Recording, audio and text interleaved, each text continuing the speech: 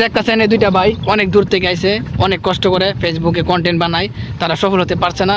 অনেক সমস্যা বিভিন্ন ধরনের, আমি অনেক সমস্যাগুলো সলভ করে দিছি। এখন এই তানভীর ভাইয়ের অনেক সমস্যা ছিল, অনেক সে তার মুখ থেকে আমরা শুনবো তার কি কি সমস্যা আছে আর তার কতটা শান্তি লাগেছে। এখন বলো ভাই। আগে আমি ফেসবুকে ভিডিও আপলোড দিলে আমার প্রত্যেকটা ভিডিওর মধ্যে ইস্যু হইতো। এমন কেউ আমি ফেসবুকে লাইভ করে দিলে পর্যন্ত ইস্যু হইতো। কারণ ভাইয়ের কাছে আসার পর থেকে আমি লাইভ করছি, আমি ভিডিও আপলোড দিছি, আমার একটা ভিডিওতে ইস্যু হয় নাই। এখন কি ভিউজ কত পরিমাণ 2K 5K এরকম হয় নাকি?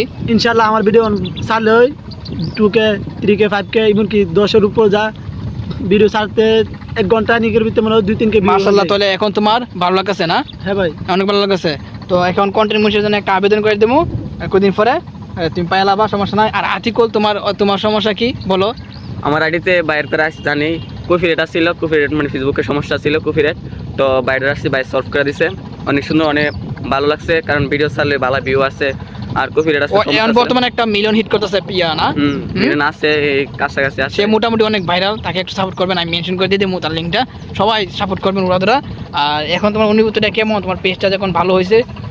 ভালোই, কারণ সবাই কষ্ট করে ভিডিও তৈরি করে, যদি আইডিতে সমস্যা থাকে তো কাজ করতে কি তার ভালো লাগবে। আমার আইডির সমস্যার সমাধান আছে ইনশাআল্লাহ, মানে কন্টেন্ট মনিটাইজেশনের জন্য। আর সবাই দোয়া করবেন এই দুইটা ভাইটার জন্য, যাতে সফল হতে পারে। আর যাদের যে কোনো সমস্যা বলতে পারেন।